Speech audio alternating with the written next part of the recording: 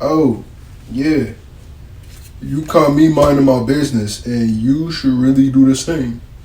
But nah, really, I've been thinking a lot lately about one of my latest projects that I dropped last year. It's going on a year old at this point, going through the motions. I don't know what it is about that project, but it's really bringing me back to it almost a year later after it's dropped. And honestly, it's like really getting me nostalgic for that point in time when I made it. I mean, just thinking about the recording process of the music and the filming process of the music videos and everything that I really put into it, me and the rest of the people who helped me put into that project. And honestly, I'm thinking I just really want to talk about it and talk about how I made that project, how I got it to where it was. So that's what I'm gonna do. All right.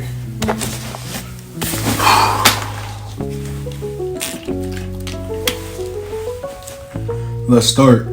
So I want to start this off by saying that I am not professionally, classically, anyway trained in making music. Everything that I've learned from, me making music and performing and rapping on the mic and singing and producing and everything, mixing, mastering, everything that I've learned simply from doing it and being in studios with people that knew just a tad bit more than me.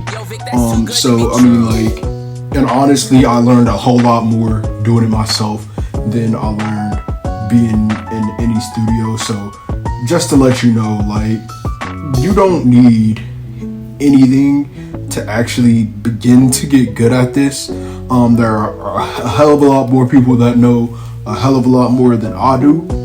But I know my fair share and I am pretty good at what I do. So that's just to start this off with a heads up. So this is all the equipment that I use on a regular, but what I use to make Going Through the Motions is simply this microphone right here, this hard drive, this interface, and my MacBook. Along with these headphones that are pretty janky now. I'm using a pair of Beats now, but honestly, as long as you have a good, decent pair of headphones, these cost me like $50 and they're pretty good. They're not really in the best condition anymore because I've been using them for a long while, and like I said, they're only $50. So the actual material quality isn't great, but the software, the hardware, it's pretty good quality for the price of $50.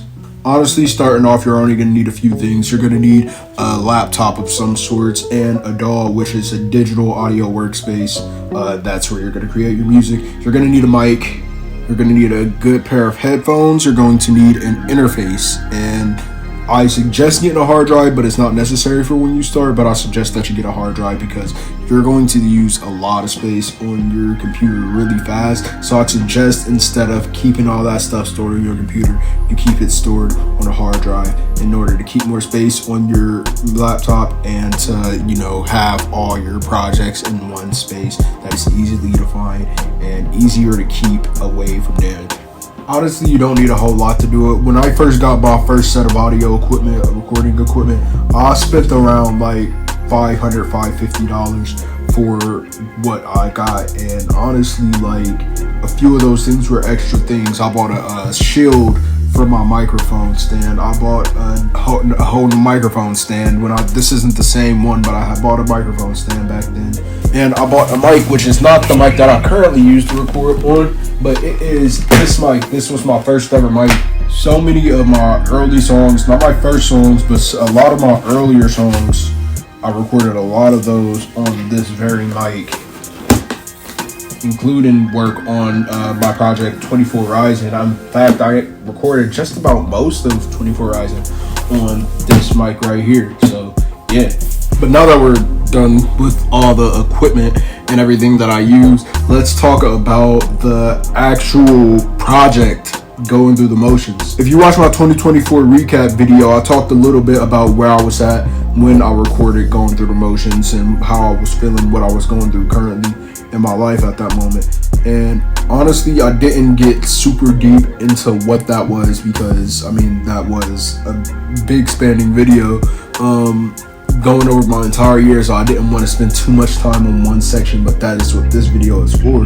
So when I was going through the motions, like I said, I was, recently out of a car accident, and I was still in wrestling school, and I hadn't been like consistently recording in like a minute. Like honestly, like I believe I first started recording last year around like March, and like I don't know when I stopped recording the year before, but like that's the first month I recorded anything last year. And I know this because on my hard drive I have all my project files set up by month, so I can like find what I'm looking for easier. But yeah, so like I honestly like hadn't been recording in a minute, and honestly I had to like fall back into that mode that I had been in. So honestly, like a lot of those really early sessions of me recording that project was me knocking off the cobwebs and like readjusting to like getting comfortable with what I was doing again. Not that I had gotten very uncomfortable with it,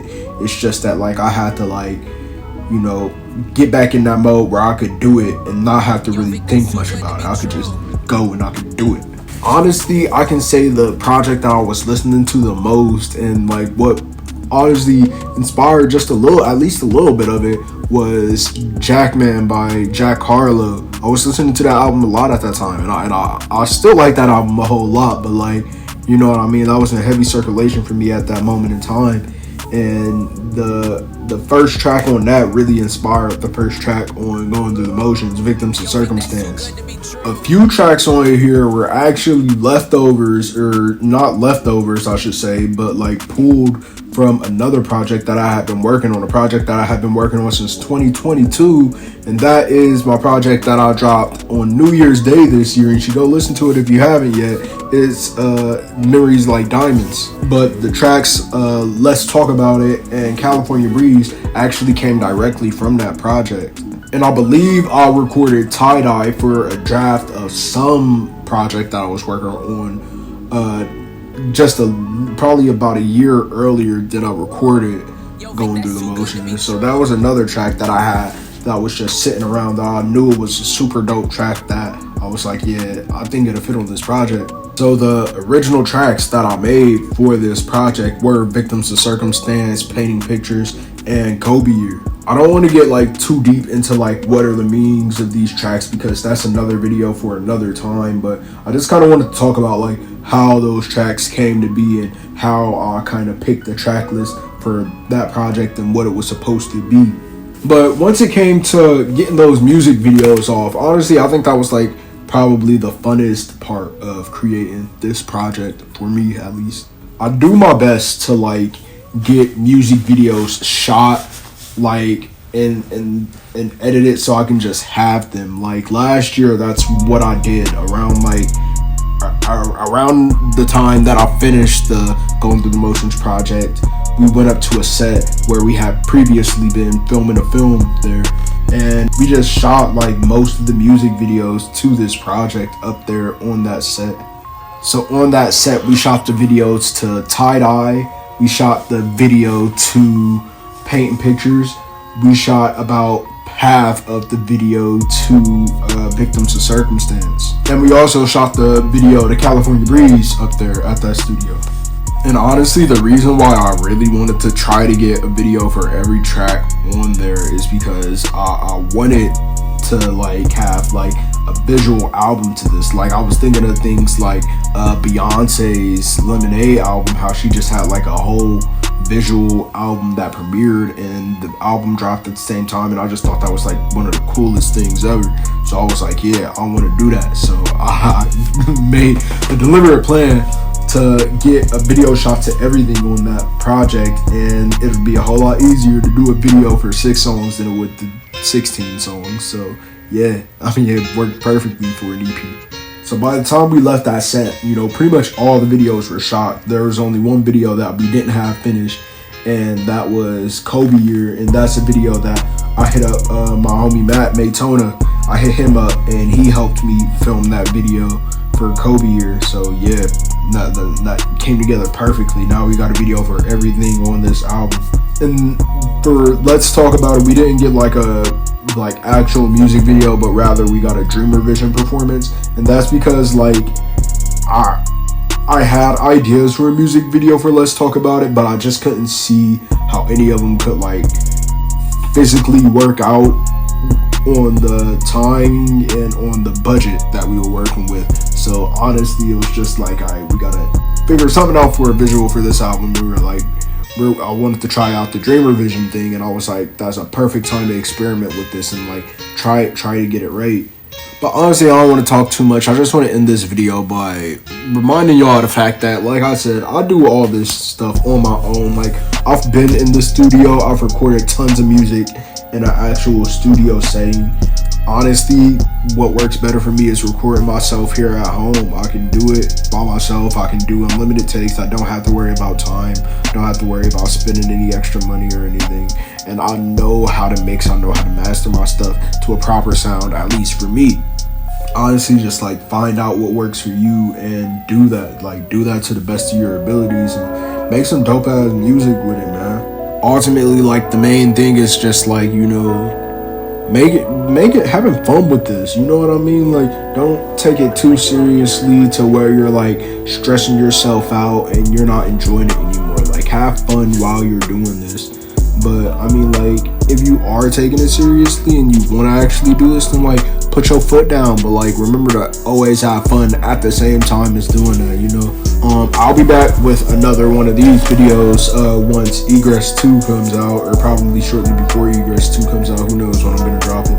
But yeah, thank y'all for sitting here and listening to me yap for umpteen million minutes. And I'm a little bored with modern gaming, so I'm gonna go retro games. So